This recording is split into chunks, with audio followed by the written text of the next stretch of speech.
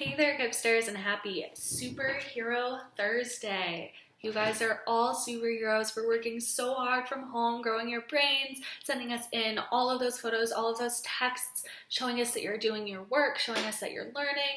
You guys are my superheroes. I love you all. Let's get started with our read aloud today. Okay, we're going to take another look at our feelings book at a few new pages today. And our job today is our sense words. So we're once again focusing on words that appeal to our senses. Remember, those are words that tell us about touch, hearing, taste, sight, smell, right? So words like bumpy, heavy, cold, right? Telling us how something feels. Noisy, shouted, popped, telling us how something sounds. Spicy, sweet, delicious, telling us how something tastes. Bright, large, round, how something looks. Or strong, fresh, sweet, how something smells. So I've got a few really good pages today that are going to help us identify some sense words. Let's get started. Okay, Gipsters, this first page I'm going to read and I'm going to identify the words that appeal to the senses. So your job is just to follow along. This one is called The Crocus, a dialogue. Remember, a dialogue means people talking. We've got our little birds up here. Your feelings can be touched by seeing something. Really? Let's see what they see. Girl, a crocus. Friend, the first sign of spring. Girl, listen to the birds. Friend, soon we can ride our bikes again. Girl, I feel all tingly inside. Friend, you're getting spring fever. Girl, I think I'll write a poem. Oh, ding-a-ling spring. Oh, inch-a-long worm. Wow, Kipsters, I definitely formed a big picture in my brain before I even looked down here at the illustration. Because the words appeal to my senses so much, I was really able to form that picture in my brain of what the author was describing. The first thing that I noticed was when they talked about a crocus as the first sign of spring. Now, a crocus is a type of flower right down here. So that's telling me what they're seeing as the first sign of spring. They're seeing a little flower poke out, and it's telling them that it's about to be springtime. Then the girl says, listen to the birds. When they say listen to the birds, that's appealing to my sense of sound. I can hear birds chirping in my mind. I'm really picturing the scene of maybe it's the end of March, the beginning of April, right like it is right now, where it's starting to be springtime. And then the girl says, I feel all tingly inside, right? Where you're starting to feel excited. You're starting to feel all of these little tingles of warmth in your body because you know that it's about to be spring. You're about to start playing outside again. This was a really good short little dialogue here that appealed to so many of my senses that I was really able to picture the scene as it was happening. Okay, now it's going to be your turn. We're going to take a look at a couple more pages that have some really good sense words on them, and you're going to help me identify the sense words. All right, this one's called A Scary Story. Don't worry, it's not too scary. We're gonna read each paragraph at a time because there's just so many sense words in it that we'll break it up into smaller chunks so you can help me identify them. And see, there's not very many pictures here. There's just this picture of this little boy reading. So we're gonna have to form most of the pictures in our own brain from the story. So really think about which words are helping you form that picture in your brain. All right, a scary story. The dragon moved closer. It took a deep breath and coughed out a red billow of fire. Smoke filled the boy's eyes. He felt sick. He shut his eyes and rubbed them in pain. Just then, he felt something grab at his arm. It was the dragon. Wow, Kipsters, I noticed so many sense words that really gave me a sense of what was going on in this paragraph. Call out a word that tells you what the boy was seeing. What helps you picture your sense of sight? Call it out. 3, 2, 1. Yeah, I heard 2 words, and those were what I noticed too. First, a red billow of fire. That's telling me what the fire looked like. That's appealing to my sense of sight. The other thing was smoke. Smoke filled the boy's eyes. So that's what the boy was seeing. Now I'm going to tell you a couple more words that I noticed. He felt sick. He felt something grab at his arm. He felt something grab at his arm. What sense is that appealing to? Call it out. Yeah, touch, right? He's feeling something grab his arm. And him feeling sick is a good sense where that could be all over your body, right? When you feel sick, you really feel that. It could be your touch. It could be what you're smelling, what you're tasting in your mouth, right? There's a lot that could be coming from feeling sick. Let's keep reading. The boy opened his eyes. His blood ran cold. His hair stood on end. He was petrified. Chills ran up and down his spine. He felt faint. He had never felt so afraid. 2 balls of fire stared back at him. The dragon's long green claws were grabbing at his neck. The boy was paralyzed with fear. Ooh, so many good sense words in that paragraph. Call out 1 or 2 that you heard. Call them out. Wow, I heard those ones too. The ones that really stood out to me, his blood ran cold.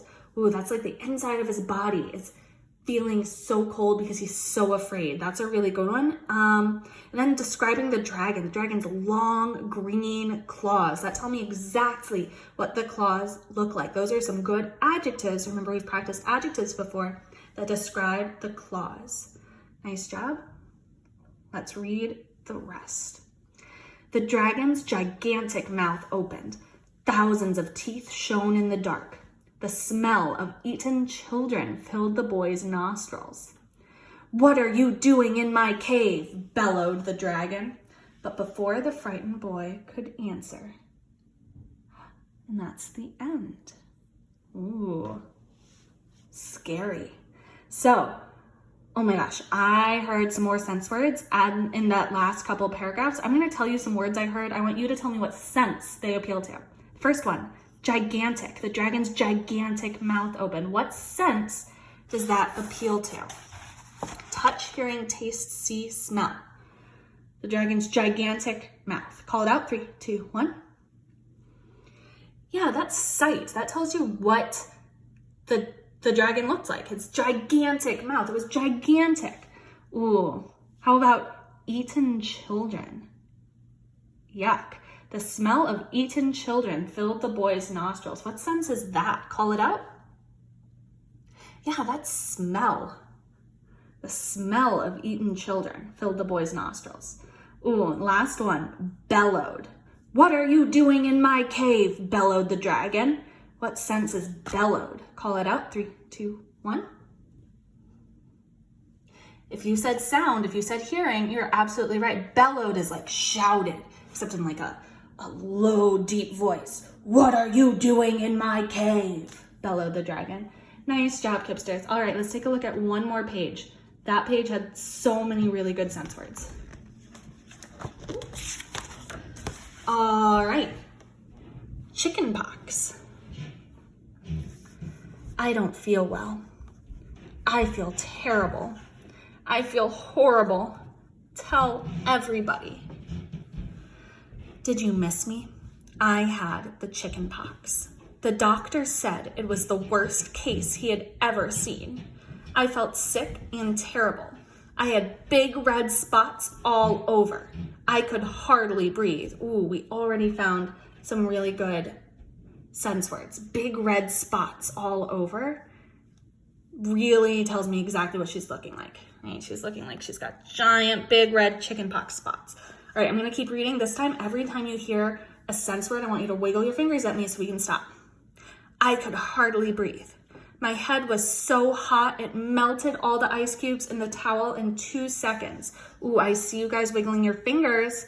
My head was so hot, it melted the ice cubes. That is touch. She was feeling so hot that the ice that they put on her was melting. My feet were frozen. Ooh, nice job. Nice catch, guys. That's another sense of touch. Her feet are so cold. I couldn't eat.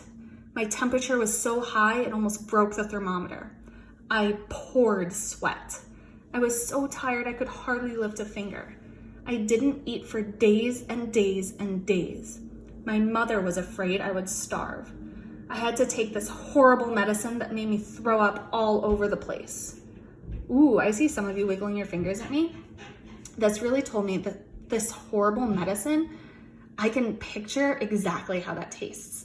If you've ever been really sick and you had to take this disgusting, horrible medicine, that really appeals to my sense of taste.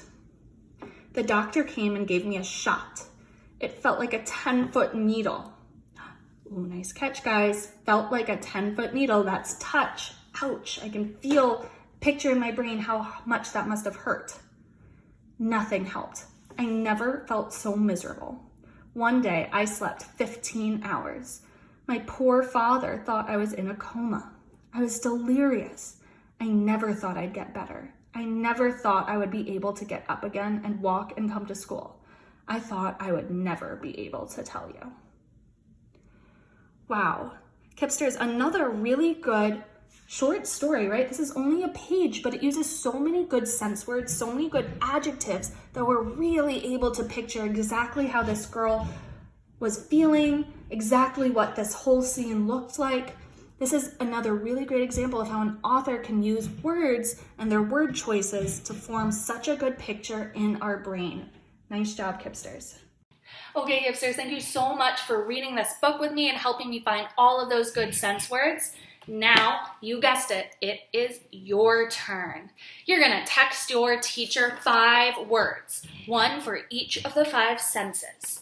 I want you to come up with a word, an adjective that describes how something feels, so your sense of touch, how something sounds, your sense of hearing, how something tastes, how something looks, your sense of sight, and how something smells. 5 different words. We've got so many examples from this chart, from our book, but I want 5 of your own.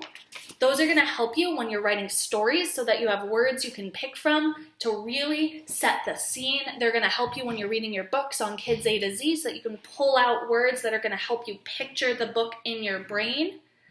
So I want to hear those 5 words from each of you. I'll be checking my phone, and in the meantime, I will get ready to see you tomorrow for Fell Out of Bed Friday. Thanks so much, my superheroes. I'll see you tomorrow. Bye.